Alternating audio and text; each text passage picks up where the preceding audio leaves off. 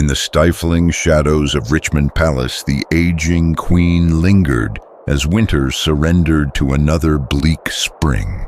Once the very name Elizabeth had conjured visions of gold and fire, a monarch radiant in victory, defiant against storms and kingdoms. Now the woman behind the legend kept to a shuttered chamber, where the air hung heavy with the breath of fading roses and secrets best left unspoken. Mirrors lined the walls, but each one seemed clouded, as if recoiling from what they were forced to reflect. A frail figure draped in velvet and lace, hunched beneath the invisible weight of memory and time. The courtiers walked softly, speaking in whispers, their eyes lowered as they passed her door. Within, Elizabeth sat motionless before her glass, the candlelight quivering over a face that no longer resembled the coinage of an empire. Each morning she endured the ritual of beauty, with grim resolve, her trembling fingers smoothing the deadly white mask of lead and vinegar across skin that ached and split beneath its burden. The sweet scent of her famous cosmetics mingled with the sharper tang of old wounds lingering where the paint could not conceal the truth. Her teeth blackened her hair, thinned open sores blooming beneath powder and pearls. The room itself seemed to tighten, trapping her in the silence of a reign that had become its own mausoleum. All around her the world waited. Attendants hovered at the edges of the gloom, careful never to meet her gaze for too long. They saw the marks that crept across her skin, the winces she tried to hide, the way her hands shook as she signed decrees. They heard her muffled prayers for strength, and in the lonely hours before dawn, the rare sound of her weeping. Yet none dared speak of the cause, how the very rituals that preserved her legend now conspired against her flesh, each brushstroke of white lead sealing her further into solitude. Outside those walls, England teetered on the edge of a future no one could name. Whispers about the Queen's health traveled faster than the river below. Foreign ambassadors lingered, speculating over her succession. The Queen's women, chosen for their discretion, whispered prayers at her bedside while their eyes flicked anxious toward the door. In every corner of the palace, anxiety fermented. With every labored breath the Queen drew. For all the power she commanded, Elizabeth now belonged to the past, her body a palimpsest of wounds, her spirit haunted by the ghosts of lovers' rivals and her own childhood terrors. Yet even as the Queen's light faded, the rituals continued, the careful application of her lethal beauty, the endless preparations for audiences that rarely came, the silent processions of advisors, awaiting a word, a sign, a last command. Elizabeth clung to her dignity with the same fierce pride that had carried her through half a century of storms. Her voice, though softer now, could still freeze a room with a single word. Yet every command cost her, and in the silence that followed her loneliness deepened an echo chamber filled only by the tick of the clock and the hiss of her own ragged breath. The great Tudor queen, whose image had ruled the world, was left at the end with nothing but her reflection. Day by day, the mirror returned the truth with cruel clarity. Not Gloriana triumphant, but a woman undone by the very tools she once wielded as armor. The powder and paint that sustained her myth became her undoing, the reflection she once mastered, now a pale mask stretched thin over fear and pain. As the palace hushed, waiting for history to turn its page, the Queen who had lived for legend surrendered at last to the quiet that follows every reign, a silence as deep and impenetrable as the grave, broken only by the distant echo of a crown's fading light. She grew up knowing her father had ordered her mother's death, that her own birth was the shadow beneath which her mother fell, and her survival depended on pleasing a man who could so easily turn love to execution. The Tudor court was a crucible of temporary affection where power reigned above all and the closest bonds could curdle into threats overnight. Each of Henry's marriages reinforced these lessons: Jane Seymour's death in childbirth, the swift annulment of Anne of Cleves, the horror of Catherine Howard, her stepmother, dragged to the block while screaming, condemned for alleged sins. Every marriage, every divorce, every execution became a lesson in vigilance and control. Elizabeth learned to exist in this world by mastering deception. She excelled in her studies, mastering languages Latin, Greek, French, Italian, understanding early that only her mind could protect her. She became the image of Protestant piety, though she held her doubts in secret. She read court politics with an instinct for danger. A glance, a gesture, a single word might decide if she lived or vanished. By the time her father died in 1547, she had learned the art of survival, presenting many faces to the world, saying much but revealing nothing, and living with the constant knowledge that even a queen's safety was built on the threat of violence. She knew that for a woman in power, suspicion was eternal, and survival demanded sacrifice, desires left unfulfilled, feelings suppressed for necessity. These were the lessons burned into her by childhood trauma, the foundation of all that came after. Her later obsession with her own image, her refusal of marriage, her ever-watchful gaze, and at last the tragic spiral of her final years, all sprang from those early blood-soaked days when she saw with terrible clarity that even royal parents could become executioners. At 29, in October 1562, Elizabeth faced the crisis that would mark the beginning of her decline, the illness that would define the shadows of her reign. Smallpox, that silent specter haunting Europe's courts, struck the queen with merciless force, and the slow descent into vanity and pain began. For days she remained cloistered in the shadowed chambers of Hampton Court fever, twisting her mind and body, while the kingdom's future was whispered and wagered in distant corridors. When Elizabeth finally drifted back to consciousness, she discovered that the fever had not just threatened her life, it had stolen the very essence of what once defined her beauty. No longer did her face reflect the myth of a monarch touched by heaven. Smallpox had marked her, tracing deep scars across forehead and cheek, marring the once luminous skin that had captivated courts and suitors across Christendom. The world's most powerful queen now faced her reflection with dread, knowing that in her world a sovereign's face was not mere flesh, but the very canvas of divine legitimacy. The transformation struck deeper than vanity. All her life, Elizabeth had understood that power for a woman on England's throne was a fragile inheritance, guarded by the illusion of eternal youth, wielded with the skillful grace of a courtier's mask. Her beauty had been armor and artifice, a shield against rivals, and a lure for ambassadors. Now, with each scarred glance in the looking-glass, she felt not only her defenses falter, but the chill of vulnerability seep in, more bitter than winter. She was watched not with awe, but with worry and calculation, as if her decline was an omen for England itself. From that winter forward, mirrors became her secret obsession. Hours vanished as she sought to recapture the face that legend had promised, testing new powders and tinctures that promised to banish time. Venetian ceruse, white, thick, expensive, became her mask, hiding scars and sorrow alike.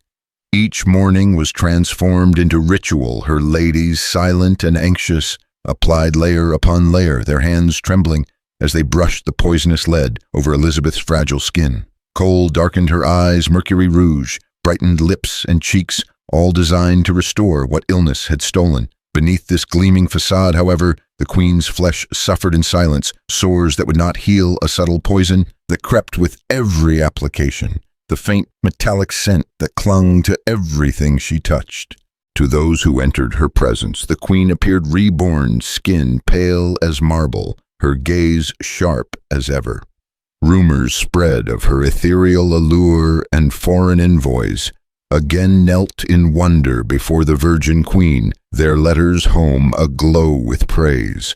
But behind the closed doors of her private chamber, Elizabeth's breath grew short and her hands shook with exhaustion. The burden of maintaining her legend grew heavier by the day.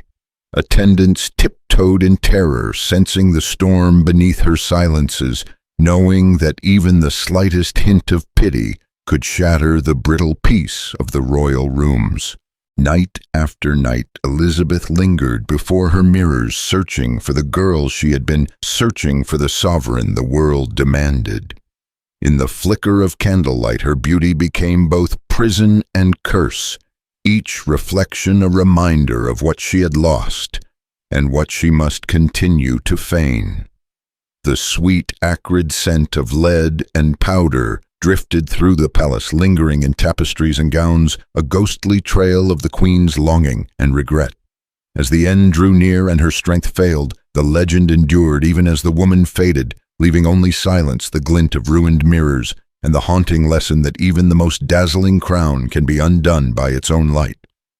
In the twilight of her reign, Queen Elizabeth found herself sealed within a world of shadows and breathless air, the once vivid splendor of her chambers, now reduced to a heavy hush, broken only by the click of mirrors and the tremor of anxious servants' footsteps beyond the door. Alone she sat, surrounded by her own reflection, mirror upon mirror, each casting back the pale, uncanny mask that had become both her armor and her curse. The walls seemed to lean in the silence, thick with all that could not be spoken, and the legendary Virgin Queen was left to face the slow, silent price of her own legend. It was chemistry that first restored her after the ravages of smallpox left scars too deep for courtly pity. White lead and Venetian ceruse, miraculous deadly, swept her features into a marble smoothness, erasing human imperfection and conjuring an image of supernatural authority. Over the years, this ritual of beauty grew into a necessity as urgent as breath. Day after day, Elizabeth let her attendants bury her skin beneath poisonous layers masking the truth that lay beneath. She could not set aside her paints without shattering the illusion her people clung to, yet each application condemned her to a slow, invisible torment. The mask of youth she wore was both triumph and trap. Courtiers whispered of the queen's devotion to her toilette of hours, lost each morning to the alchemy of transformation. In candlelight, her face glimmered as if carved from stone, untouched by age, an icon that both inspired awe and hushed rumors. The porcelain mask, admired from afar, concealed wounds that would never heal, and day by day the deadly metals beneath her skin leached into her blood-sowing confusion, pain, and a deepening isolation. As the years unwound, the queen's rituals grew ever more desperate. Servants dared not meet her eyes as they applied fresh layers, each brushstroke another secret shared in silence. No one at court could remember the last time they had seen her unadorned.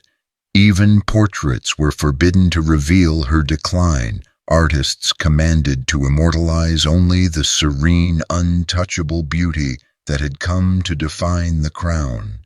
Elizabeth's identity, her power, her sovereignty became inseparable from the mask she wore, and she clung to it with a determination born of fear. Behind closed doors, the consequences deepened. Blackened teeth sores hidden by powder, and the gnawing ache of illness crept through her days and nights. The very remedy she had chosen to preserve her image now hastened her fading, poisoning her mind as well as her flesh. Yet she pressed on, refusing to show weakness. Surrounded by anxious prayers and the murmurs of an unsettled kingdom, Elizabeth endured her decline with a queen's composure, even as the legend grew heavier than the crown itself. In the end, the silence in her chamber was complete. Mirrors reflected only the soft glow of candlelight, the faintest outline of the woman who had once ruled the world. The horror of her final days lingered not in spectacle, but in the tragic irony that the pursuit of untouchable beauty became her slow undoing, a warning etched into history's memory. And as England waited, breath held in anxious anticipation, the last echo of Elizabeth's legend whispered through the darkness, a queen undone not by enemy hands, but by the terrible silent poison of her own reflection. In the closing act of Elizabeth's reign, the queen retreated into a world of pale shadows and anxious ritual. Her rooms were shuttered against the outside, heavy with the scent of sweet powders and damp velvet. There, in the muted gloom, she sat surrounded by mirrors, each surface crafted to soften what time and poison had wrought, each reflection a trembling echo of her former glory. The ritual of beauty that had once been her armor had grown monstrous in its demands. Every morning, anxious hands layered ceruse upon her face, the white paste thickening year by year, each stroke hiding and deepening the wounds beneath. Where once a touch of powder had brought radiance, now a mask of white lead pressed into her skin, cracking as the day wore on, requiring constant repair and ever greater expense. The kingdom's wealth spilled into jars and vials, precious cerus and pigments ferried from distant lands, all in the hope of preserving an illusion that was vanishing beneath the surface. Yet Elizabeth knew the price. She felt it in the burning of her skin, the ache in her jaw, the heavy stiffness that settled into her features until even her smile became a brittle, unnatural thing. She had been warned quietly by those who loved her best men like Lord Burleigh, who urged caution as tales of cosmetic poisonings swept through the court. But to face the world without her mask was unthinkable. Her painted face had become her sovereignty, the barrier between monarch and mortal, between legend and decay. Abandoning it would be to abdicate not only the throne but the fragile myth of Gloriana herself. The court became a theater of whispered dread. Servants moved silently through rooms where reality was bent by cleverly curved Venetian glass, and no one dared name the change they saw. In the flicker of candlelight, the queen's presence grew, spectral beauty preserved at the cost of pain, youth, frozen in a prison of white. The poison worked its slow course beneath the surface, leaching not only strength from her limbs, but clarity from her mind. Courtiers who had once admired her brilliance now watched in apprehension as her moods turned volatile, her words slipping between lucidity and confusion. Rage could erupt without warning, filling the palace with fear and uneasy silence. Behind closed doors, her ladies-in-waiting struggled through the long hours of preparation, their hands trembling as they layered makeup over wounds, knowing each day's ritual brought more suffering than relief. Elizabeth bore it all in silence, refusing comfort, unable to break free from the trap of her own creation.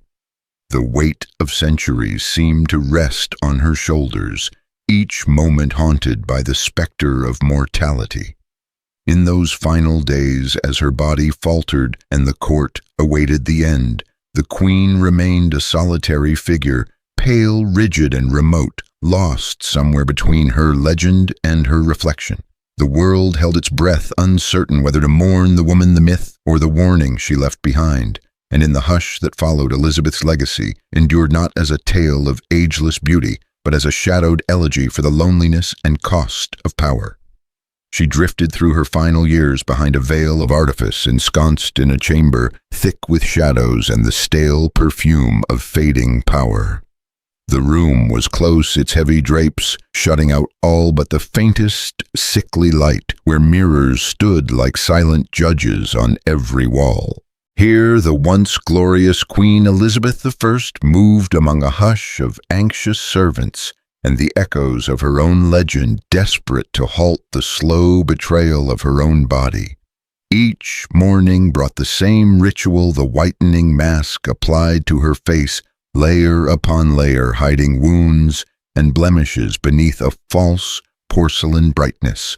With trembling hands she endured the sting of strange unguents and powders, trusting in physicians' remedies, white lead, mercury, raw meat, each promising to restore lost youth, each a secret poison drawn deeper into her veins. The bitter irony was inescapable. In her quest to preserve her majesty, she sealed her doom. The consequences were as subtle as they were merciless. Foreign envoys whispered of the Queen's shaking hands and faltering memory of a sickly green tint that surfaced beneath the thick makeup. Rumors swept through the courts of Europe, undermining the very aura that had once cowed kings and princes. Still, Elizabeth clung to her rituals, appearing only in dim rooms, her face shielded by shadow and illusion, her movements slower, more uncertain. The laughter that had once filled her palace faded to anxious murmurs and carefully measured words. Servants learned new protocols, how to light a room so the Queen's reflection would not betray her, how close to stand, what topics to avoid, how to retreat at the first sign of royal displeasure. Etiquette became armor both for Elizabeth's dignity and the safety of those who waited day after day for a command or a smile that might never come. Isolation grew around her thick as the makeup upon her skin. Those who had once jostled for her favor now kept their distance, fearful of her unpredictable moods and the secrets locked behind her guarded doors. Elizabeth, who had once thrived on adoration, who had bested plots and courted danger, now shrank from public gaze, reluctant even to trust her closest advisors. They watched helplessly as her mind grew clouded, her steps unsteady, her sharpness dulled by years of subtle poison and solitude. Yet even as her power ebbed, the silent tension in the palace only deepened, a kingdom holding its breath as its last great monarch withered behind veils and ritual. The final tragedy was as quiet as it was inevitable. Elizabeth's hands, once so graceful, shook endlessly, her walk faltered, and she leaned on courtiers for support, clinging to fragments of dignity. The court, once a stage for dazzling displays of wit and will, became a somber theater of anxious watchers and unspoken fears. Her beauty, once a weapon and a mask, had become her undoing, a symbol of the danger that lurked in the desperate pursuit of an immortal legacy. And as her breath slowed and the silence pressed in, the legend of Elizabeth lingered, no longer dazzling but haunted, and haunting, a warning shadow cast over the world she left behind. The Queen's chamber was dark, airless, and heavy with the scent of perfumed powder and wilted flowers. In the half-light, mirrors clustered along the walls caught fragments of her face, a pale mask drawn tight over sharp bones and trembling with the effort to remain composed. Her once radiant hair had thinned, falling away in silken clumps, replaced now by elaborate wigs that hid the ravages of age and the silent betrayal of her own body. Elizabeth sat in the hush, her gaze fixed on the shimmer of white lead upon her cheeks, the paint that promised immortality, even as it consumed her from within. Her mind, once the terror and delight of Europe's courts, faltered in the stillness. Names slipped from memory, faces blurred.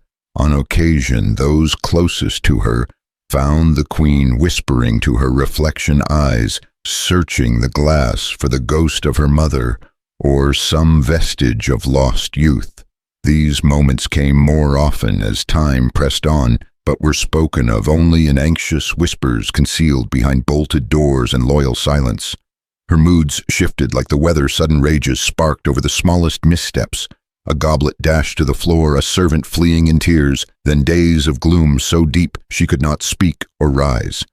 The world outside her chambers waited, breath-held, uncertain which queen would emerge, majestic or lost.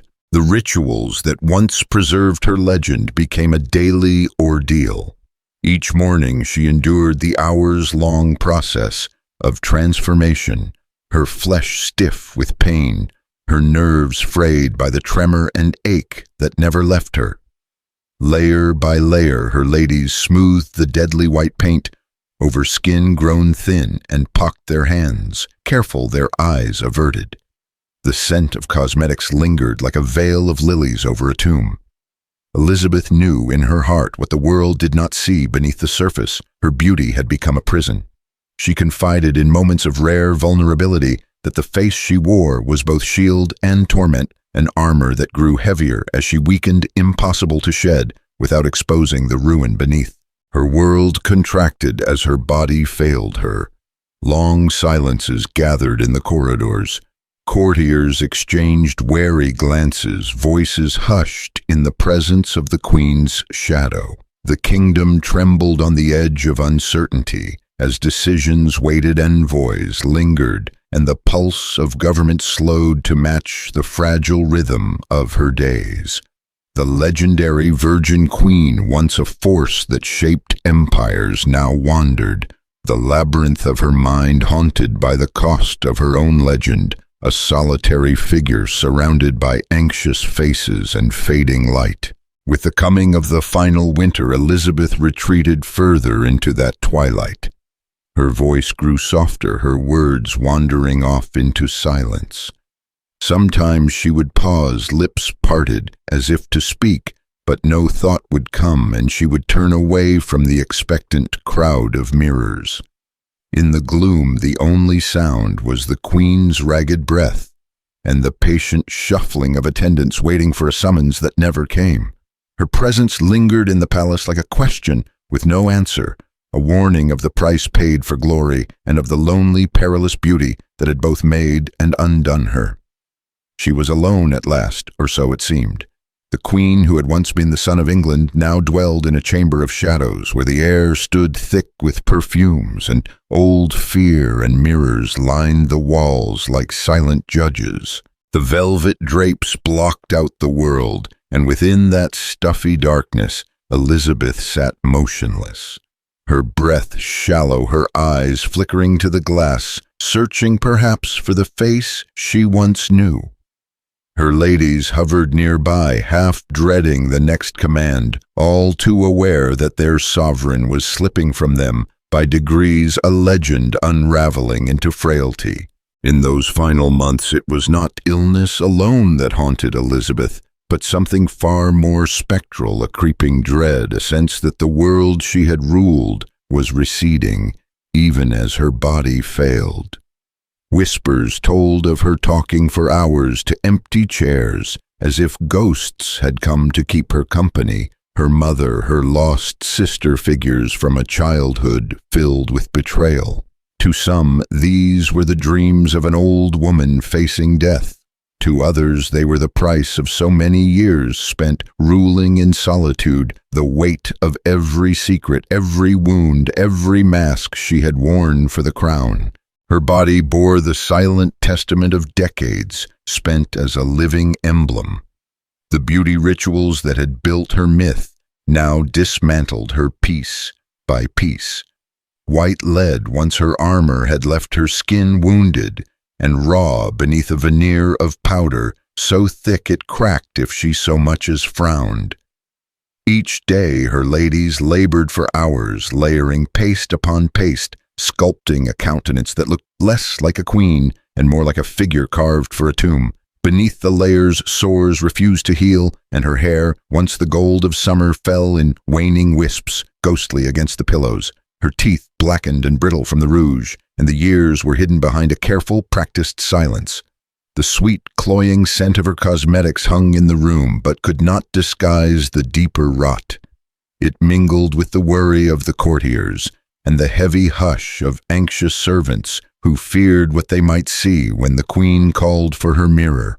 Yet even in this decline, she retained a desperate grasp on dignity. The rituals continued, the painting, the lacing, the whispered prayers, each an attempt to summon the indomitable monarch of old. Her mind, too, wandered between clarity and confusion. At times she gazed into the glass and spoke softly of her regrets, confessing that her face had become a poison garden and her beauty a kind of curse.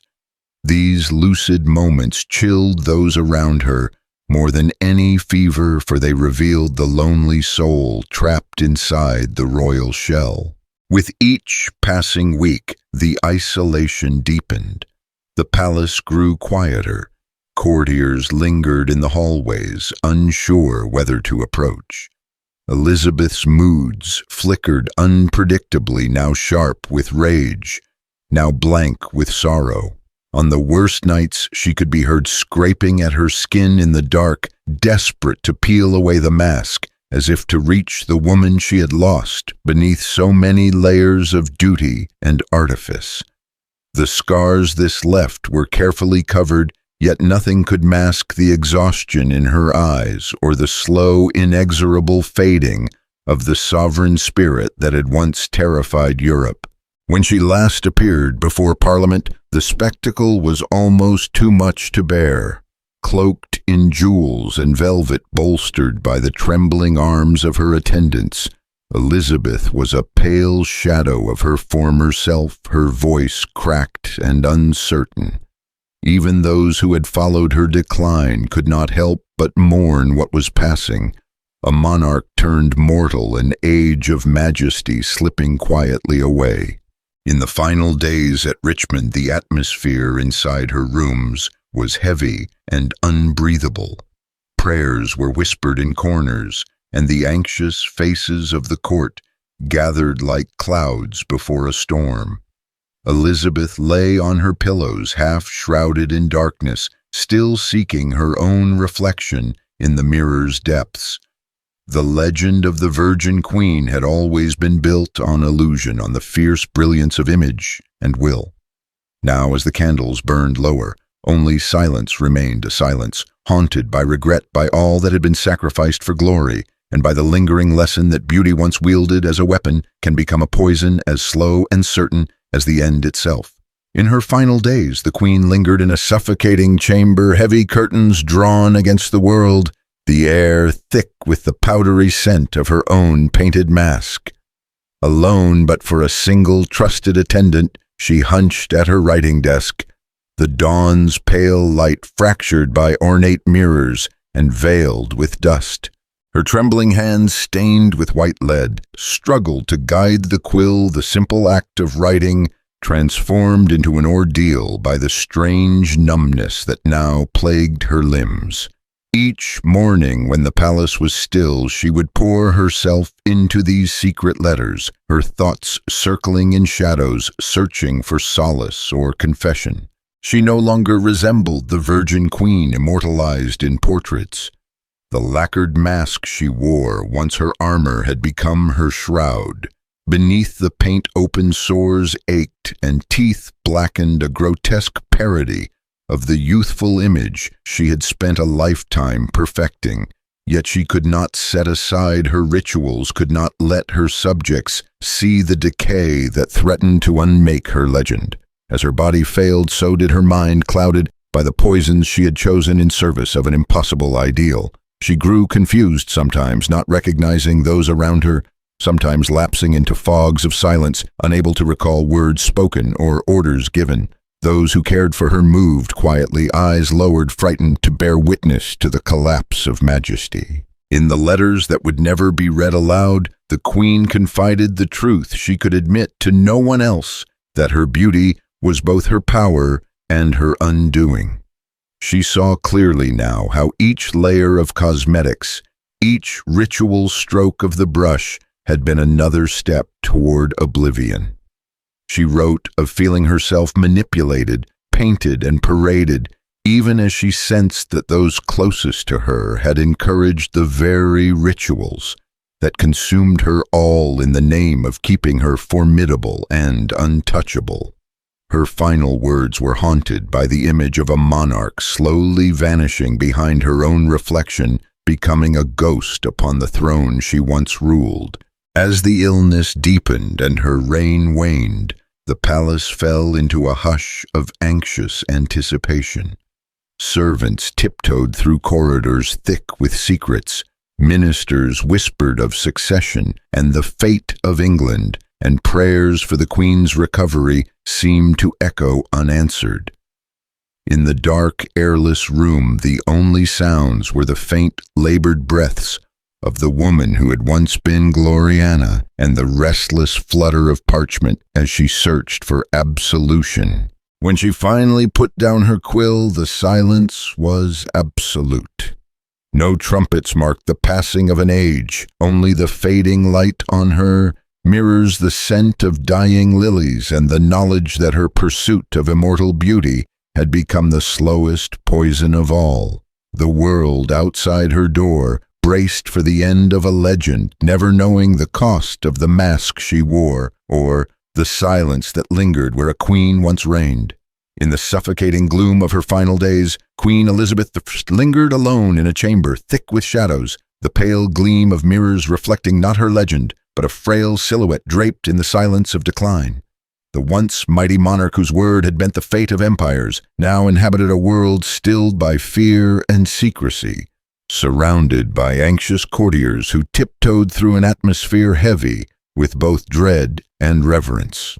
The air was tainted with the cloying scent of cosmetics, a sweetness that masked a slow, silent poison seeping into every breath and memory.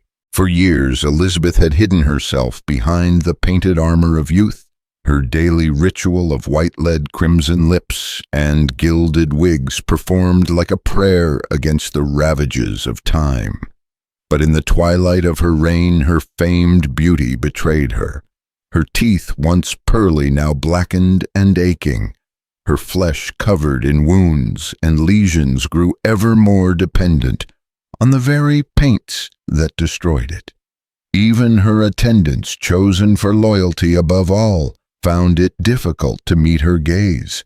Each morning they transformed her into a living relic, layering mask upon mask as if to preserve the myth, while the woman beneath withered. Those who served her whispered behind closed doors, uncertain whether the queen they loved still lived inside the figure upon the throne or if she was already fading into legend. Within the walls of her private rooms, Elizabeth's dignity became a ritual as much for herself as for her nation. She insisted on elaborate preparations, demanded the gentle stroke of a brush, even when her hands could no longer lift it, and clung to the vanishing comfort of ceremony as the country waited breath, held for the end of its golden age. At night, the silence grew almost unbearable. In the gloom, the queen's breath came shallow and uncertain, every inhalation accompanied by the faint sweetness of cosmetics and the acrid tinge of illness. Candles flickered on her dressing table, their flames caught in the myriad glass surfaces, scattering her reflection into a dozen ghostly fragments.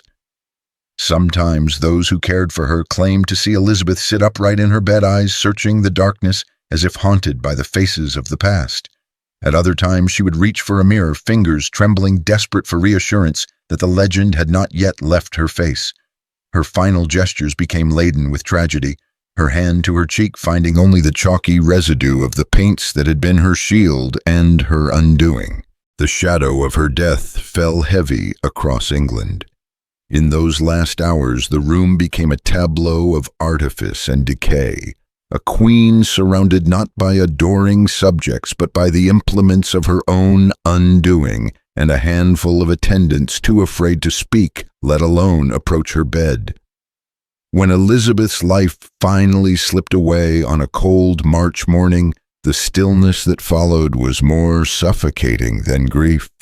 A silence filled with secrets, regret, and the faintest trace of perfume that lingered after the candles guttered out. In the days that followed, the truth of her decline was carefully hidden. The cosmetics were wiped away with trembling hands, revealing skin marked by years of silent suffering, a patchwork of vanity and vulnerability. Her famous hair was mostly gone, her features changed by years of slow, invisible poison. Yet no word of this reached the public. Her successor moved quickly, burying not just the queen, but the knowledge of her torment, sealing away the letters, the evidence, the true cost of her beauty. Officially, Elizabeth I had died as befitted her age. The legend of the Virgin Queen remained unblemished, the nation's memory spared the full horror of her lonely, poisoned twilight. Yet behind the hush, the shadow lingers. The last of the Tudors left behind a warning etched in silence and silver glass that the pursuit of eternal beauty can become its own curse, that even the greatest sovereigns are not immune to the poison of expectation, and that the legends we build often conceal as much pain as glory. In the quiet that followed her passing, England mourned not only its queen but the loss of innocence and the dawning of a new, uncertain age. In her final days, the legend of Gloriana, the Virgin Queen, whose gaze had held kingdoms in thrall, dimmed behind heavy velvet drapes and anxious whispers. Elizabeth was alone in a suffocating chamber, ringed by tarnished mirrors and the flickering light of dying candles. The air itself seemed burdened with secrets thick and sweet, with the scent of fading roses and white lead. Her ladies tiptoed around her, careful not to meet her hollow gaze, not to betray their dread at the sight of her faded skin and trembling hands. The great queen who once dazzled Europe now sat motionless for hours, transfixed by her own reflection, a mask grown ghostly pale lips, set against the ache of wounds no one dared name. The rituals that once proclaimed majesty had become tortures of necessity. Each morning Elizabeth endured the sting of her potions and the careful strokes of her cosmetics, the paint and powder that promised a return to youth, but delivered only deeper pain. With every layer she hoped to silence the rumors that spread like poison in the corridors outside, rumors of her failing mind, of strange sores on her body, of teeth turned black as night. Every touch of white lead was both shield and dagger, a silent pact with vanity and fear. She had given herself to the legend of ageless beauty, even as that legend hollowed her from within. Around her, the court moved with desperate choreographed caution. Physicians whispered warnings that the very powders pressed onto her skin were the cause of her mysterious illness. Yet none dared stop the ritual. To question the queen's beauty was to question her power, and so the truth was buried beneath silk and ceremony. The servants sworn to silence saw her decline with haunted eyes. At night the queen knelt by her bedside, hands clasped in silent prayer, praying for relief that never came. Behind every closed door, anxious voices debated England's fate. What would become of the realm when the last Tudor candle finally guttered out? Beyond her chamber, the myth was carefully tended. Even as Elizabeth's body wasted away, portraits commissioned after her death immortalized her as eternally youthful skin, as luminous as moonlight, untouched by age or sorrow. The Virgin Queen was embalmed in perfection, her real features erased by the power of paint. For centuries that image outlasted the frail woman who had worn the crown, seducing even historians into mistaking illusion for truth. Yet beneath that immaculate mask lay the tragedy of her final years, a woman caught between royal expectation and mortal fragility, a ruler forced to maintain an impossible ideal while the very act of preservation became her undoing. Elizabeth had survived every peril but could not escape the slow, silent poison of beauty itself. Isolated in a world of anxious courtiers and trembling servants, she faded more shadow than sovereign haunted by her own legend. It was said in secret that her death was not entirely chance, that those who benefited from her passing had encouraged her rituals, quietly feeding her the very poison that made her untouchable. In the end, the greatest queen of her age died as she had lived her final years, behind a mask alone betrayed by the reflection she could not let go. The silence of her passing lingered like a chill in the palace air, a warning that even the brightest legends cast the darkest shadows, and that the price of eternal beauty may be a loneliness no crown can ever banish.